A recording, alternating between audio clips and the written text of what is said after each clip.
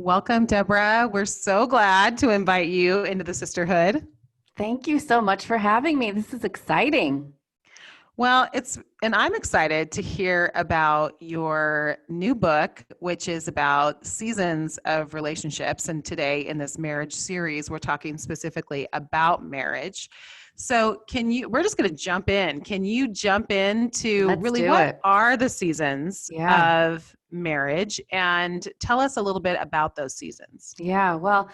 As a licensed professional counselor, one thing that I observed in working with clients and couples, marriage, pre-marriage, is that just as nature cycles through seasons, in nature, we see spring, we see summer, we see fall, we see winter. So do relationships. Relationships cycle through these seasons, these patterns that kind of set the stage for the health of the relationship or lack thereof. So the same seasons happen in relationships, starting with the season of spring. Spring is that season of new beginnings. It's the season when everything is blooming and blossoming. It's an exciting season. It's a season of growth where things are rapidly growing and you're starting to see the dynamic of the relationship. It's also the season of planting seeds, because depending on the seeds that you plant in the season of spring is going to be the quantity and quality of the fruit that you see later on in the different seasons that are coming up, in the harvest later on. And so spring is an important season. But I think part of the problem is many couples think they're going to stay in spring and they don't really have a proper expectation of what's to come. Yeah. Which those of us who have been married for a while, we know, I mean, literally you can be married 6 months and you're like, not in spring anymore. Exactly. It can happen in 6 months. It can happen in 6 years. It can happen in 6 minutes. All of a sudden you find yourself moving on to the next season, which is the season of summer. And summer is the season when things get hot. When summer starts to come around, we start shedding our layers because it's hot. We put away the winter coats. We get our short sleeves out. And the same thing happens in relationships when things begin to get hot, because in summer, you slowly start shedding your layers a little bit more, showing who you really authentically are. And the beautiful thing about summer, it's the season of intimacy. It's the season of building emotional intimacy, spiritual intimacy, and physical intimacy. And in order to do that, you have to start shedding your layers and revealing a little bit more about who you are and what you need, and kind of seeing what you bring to the table of this relationship. So summer gets a little bit warmer, right? And then we move into the season of fall. Fall is the season when your true colors start to shine through, That's funny. and you Mm-hmm. realize you're two different people with two different personalities, two different family of origins, right? You come from totally different families. We did this completely different when we were young. You did things your way. I did things my way. We have different expectations.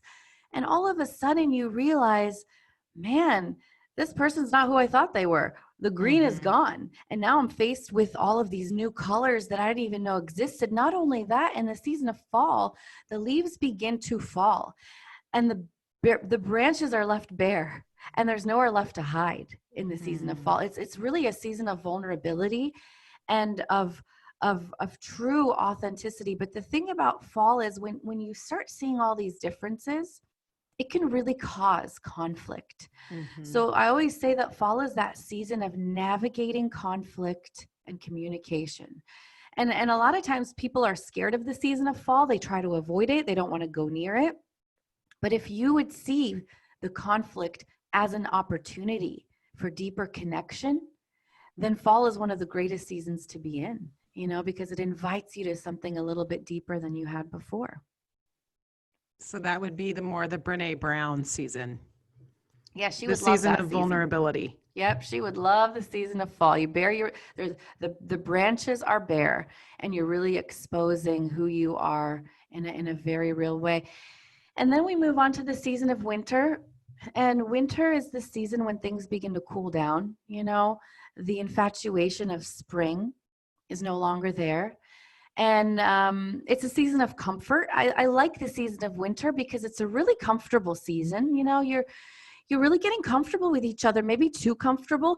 I remember once before I was married to my husband, John, a friend of mine took me out for coffee and she was like, so do you think you'll ever let your husband walk in when you're going to the bathroom? And I said to myself, no, I would never do that. Like as a pre-married woman, I'm like, never. And then just a few months I was into writing this book. I'm like in the bathroom. I'm like, hey, hon, can you bring me a roll of toilet paper? Totally. Yeah. I mean, the comfort level is beyond what you would ever imagine. But I think the danger in the season of winter is that sometimes in that comfort, in that monotony of the day-to-day mundane routine of life, you can lose your intentionality. You can lose that desire to be deliberate, to move towards each other. And something we don't realize is that the natural trajectory of marriage is to drift apart. And if we're not being intentional, all of a sudden we can find ourselves struggling with the frost of apathy, where nothing is terribly wrong, but nothing's terribly right either, And what makes me sad is a lot of people think this is the end of the line for marriage. Like this is what the marriage graveyard, this is what marriages are destined to become. But that's not the truth, because winter is not meant to be stayed in. It's a season that's meant to be passed through. And if we can embrace winter and do the right things in winter, by God's grace, spring can come again, and it's meant to come again because seasons are meant to be cycled through. So that is the hope of this message ultimately, is that no matter what season you're in, you can use it to make your relationship healthier along the way. Those are so helpful. I really like those descriptions. And I say this on the podcast a lot because I think it's true that relationships are never static. We're either moving toward health or we're moving away from health and actually separating more from one another. And I don't think there's any more example of that or intimate example of that than marriage. I think you see that in marriage more than any other relationship in your life if you have a spouse. And so I do think that's so true. And I can just imagine heads nodding. But can you tell us, what are some, like if you had to choose like this, I've heard it say like the, what is it? The horsemen, the four horsemen of marriage, the ones that really rob. What would you say are the top ones that start to settle in winter that some people say, this is it, we're not going to make it past this?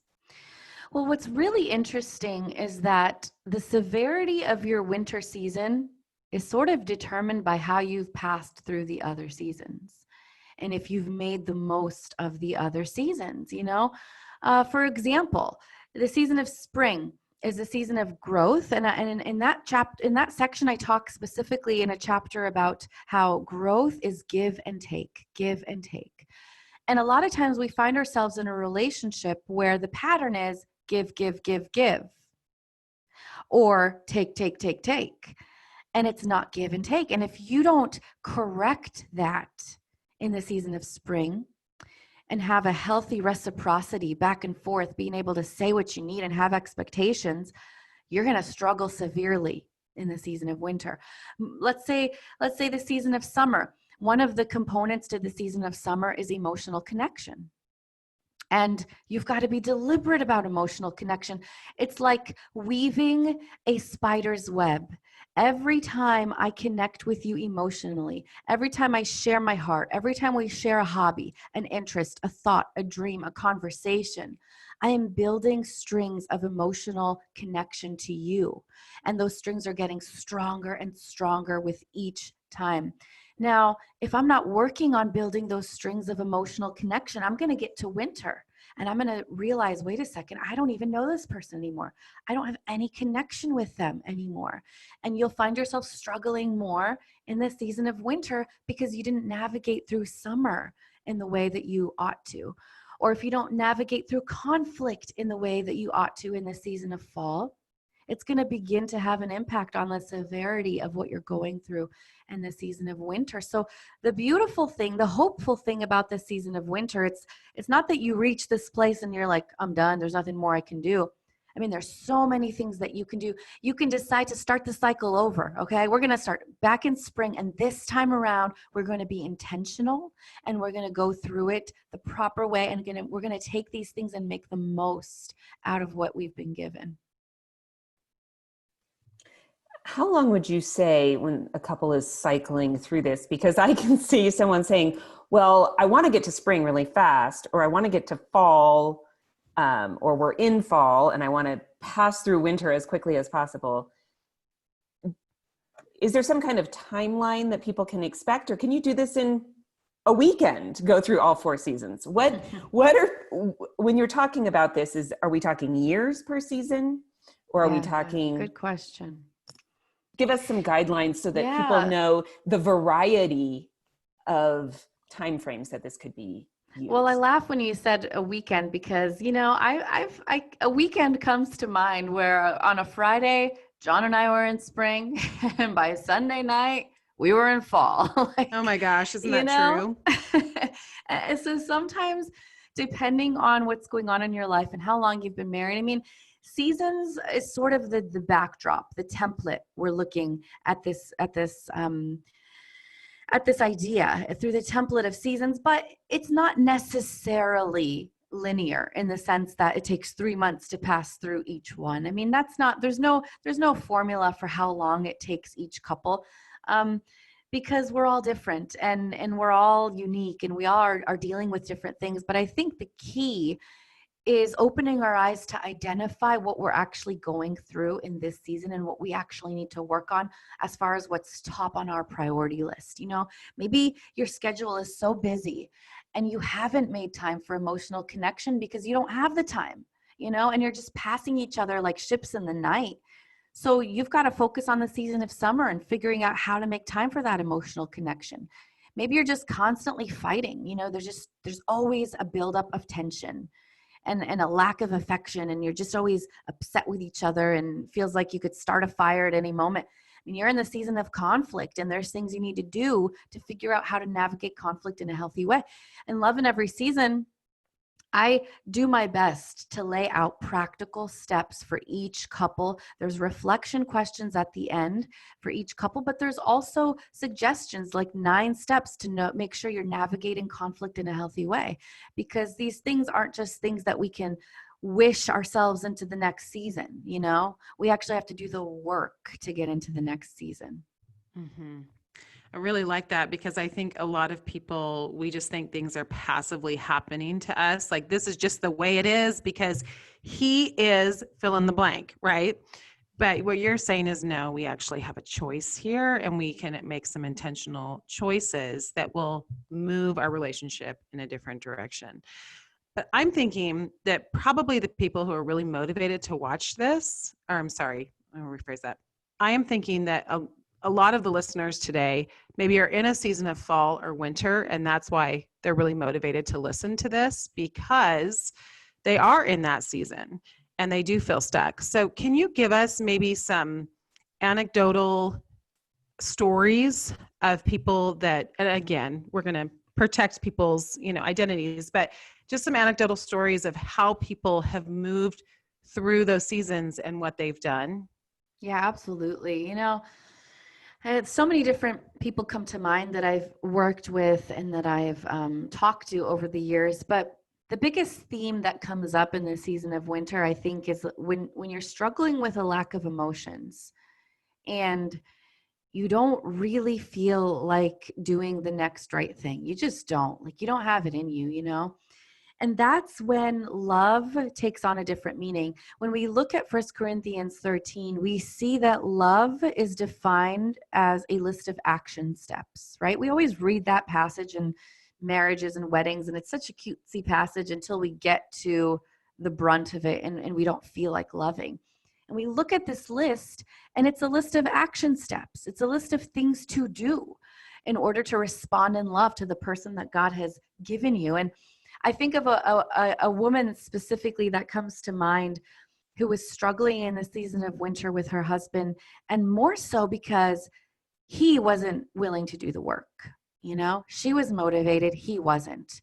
And so through counseling, we kind of sat and said, what can you do standing alone? You know, you can't force your husband to change. You can't force him to want to move into spring. But what can you do? What is up to you?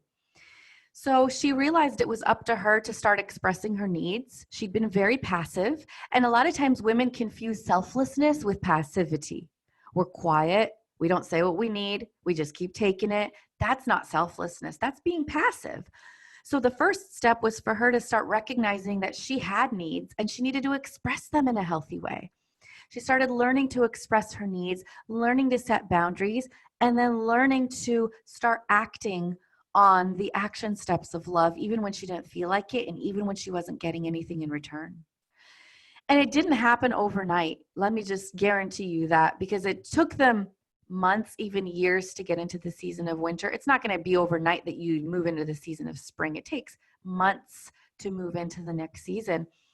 But in her faithfulness to continue responding, continue setting boundaries, continue putting her expectations out there, continue to respond in love, eventually her husband caught the vision and realized, man, my wife's doing a lot more than I am. Like, I got to work on my marriage or I'm going to lose it.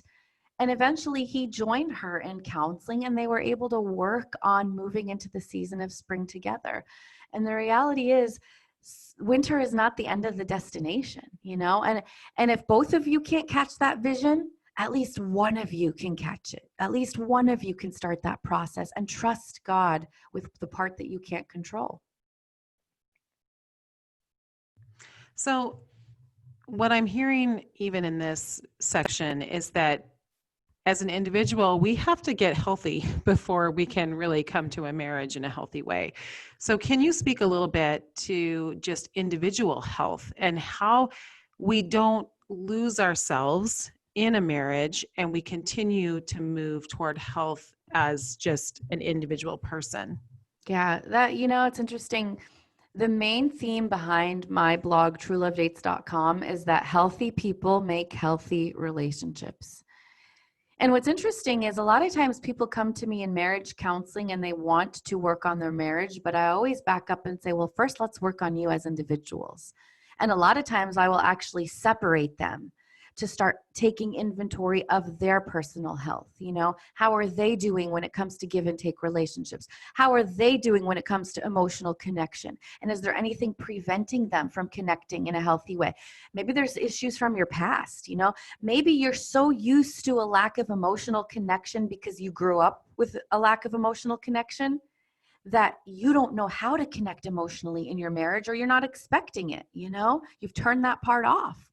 And so if you can't begin to recognize those things in your own life, your own past, your own patterns that have led you to the place that you are, it's going to be really hard to try to get your marriage to a better place if you don't start with yourself. And so the beautiful thing about that, though, is it puts the responsibility in your court. That might be intimidating for some people, but to me, it's empowering because I can do what I can do. I don't have to wait for the other person to get healthy. I don't have to wait for this marriage to magically get better. I can start taking inventory of what God has given me and begin working on becoming emotionally, spiritually, and psychologically healthy, standing alone. And I can guarantee that's going to impact my marriage in some way, shape, or form. So it's not an easy thing because when people come into counseling, they want me to say, well, this is what your husband needs to work on. Here are the red flags, you know, you poor thing. But that's not usually my approach. My approach is usually, okay, let's get to work. What Totally. can you do here, you know? It does get to the question of what am I expecting from my spouse as far as meeting my needs, and are those expectations realistic and healthy? Right. Because if I can step away for a second, and I've done this a few times in my years of marriage, where I've had to step away and say, are my expectations realistic and healthy? And the answer has been no and no. Then that's when I've known I need to work on myself in this situation first. We still need to work things out as a couple, for sure. But I'm not going to offer that much if I'm coming with an expectation that he's going to meet my needs in a way that he was never intended to, that God didn't intend for marriage to work this way. And so part of what we bring to marriage is, I think, our expectation, conscious or unconscious, of what our spouse is supposed to offer us in the relationship. And that can often be skewed by all kinds of things in our past. Yeah, you're absolutely right. Our expectations are key. And that's something we need to take inventory of in every season. What are my expectations when it comes to attraction and how I'm supposed to feel towards my spouse? You know, in the season of spring, what are my expectations on how we're supposed to navigate conflict? I mean, there's even a pattern. I've seen a pattern in women where, you know, without getting into too much controversy, we're taught so often that it's a man's job to pursue and initiate and do all this. And then sometimes we feel paralyzed because we've been taught all these things and we're waiting for the man, the husband, to take ownership, to take initiative. And we end up just waiting our life away instead of seeing that God has called us to guard our own heart. And that means taking initiative to invest in our marriage, to say what we need, to respond in a healthy way. All of that is tied into what we expect going into it. And it really does influence every part of our marriage. And one reason I loved writing Love in Every Season is because I really enjoyed bringing in stories of different couples. So many times you don't know what to expect because you've only been exposed to your marriage or your parents' marriage, and you don't really know what to expect. So it's neat to be able to pull in from different marriages and different stories from whether it be counseling or friends or other people who have volunteered their stories to kind of give you a picture of what healthy relationships look like and what unhealthy relationships look like, and to kind of help you gauge where you're at and what you can do to take those next steps. Yeah. So if you were to say, like, in my practice, these are the top 3 things that I see that are catalysts for couples coming back together and moving closer, what would you say those are? You know, I can narrow it down to one main thing, to be honest, and it's this: how you manage conflict. There was a study done actually from the University of Denver, so there's a shout out to Denver, where researchers observed couples and how they managed their conflict. They put cameras and they watched these couples over a period of over 5 years. And they were able to predict, get this, with over 90% accuracy, which couples would stay together and which couples would get divorced based on watching them manage conflict, which I think just boggles my mind. 90% accuracy. Yeah, that's crazy results. Isn't that? And so really managing conflict it really reveals a lot about you. It reveals communication skills. It reveals your emotional temperament, your emotional health. Managing conflict brings in stuff from your past and how you've learned to manage conflict. Do you give the cold shoulder, the silent treatment? You know, those people who are so quiet and they're slamming doors and, you know, huffing and puffing, and they withdraw when there's an argument. In the season of winter, I talk a little bit about people who are icy cold. Like, they're so icy and frigid with how they fight. They just kind of withdraw, they back off. And you can really do a lot of damage with how you handle conflict, but you can do a lot of work and building and create an entirely new level of connection if you can handle conflict well. So really, I would say it comes down to, how do you handle conflict? If you give me a cross section of how you handle conflict, I can help you pinpoint the areas that are the red flags and what they might be rooted in. You know, they're usually rooted in a whole plethora of things, but that's a good, if you want to take a quick 5-minute inventory about how healthy your relationship is, just choose the last couple fights and zoom in on them and see how you handled them and how you came out the other side. That's convicting right there. I know, right? It is. I mean, right? It really is. And I just think, wow, okay, that's a good gut check, you know, because like you said, when you get really comfortable with each other in a marriage, after you've been married a long time, you can get sloppy in your communication style, especially when you're in conflict. So I think that's so true. Okay, so here's my question, Debra. You and your husband have a fight, okay? Or let's say there's a tension point, there's a conflict point. What do you do? How do you approach it? What does it look like in your home? Well, it looks different depending on the time of month. Yeah, that's real. But honestly, we have a pattern in our marriage. And I talk about this idea is in that we come to the table with patterns and a back and forth routine that couples tend to get in. For us, it tends to be me, the therapist, pointing out what I see needs to be changed or fixed or worked on.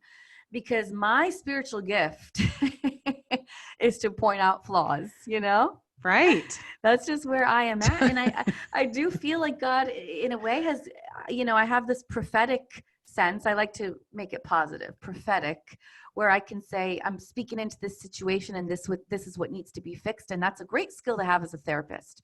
But you can overdo that skill. And in the section of fall in this book, I remember talking, this one chapter is called Seeing in HD. And I explain how when John and I got married, all of a sudden my eyes were able to see in high definition, and I could see everything so much clearer than I'd ever seen it before.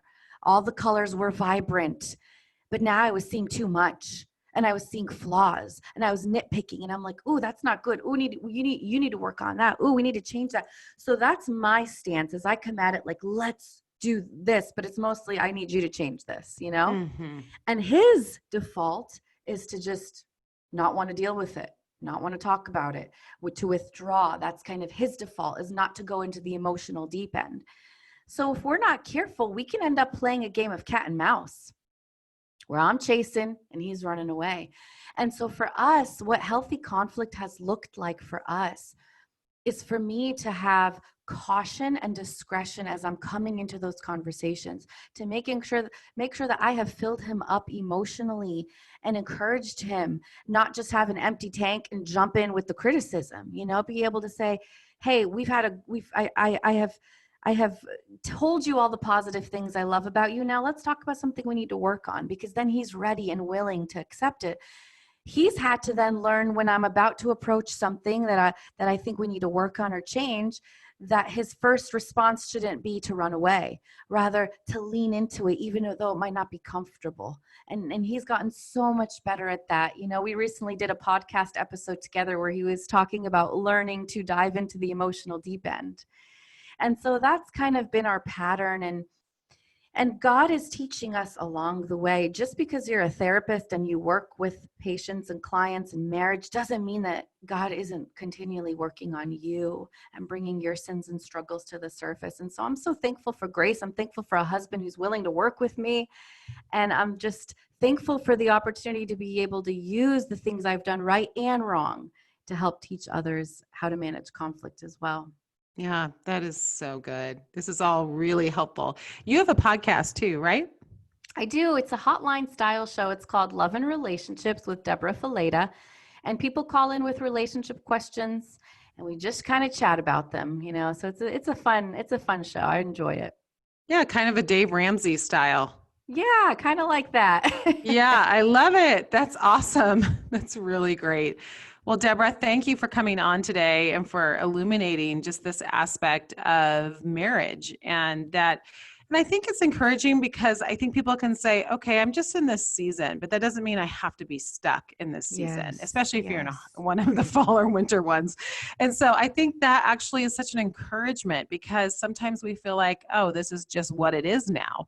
But I think that gives hope, because it says, no, we can move back to spring. And that actually is going to require some work, but it's doable. It's attainable.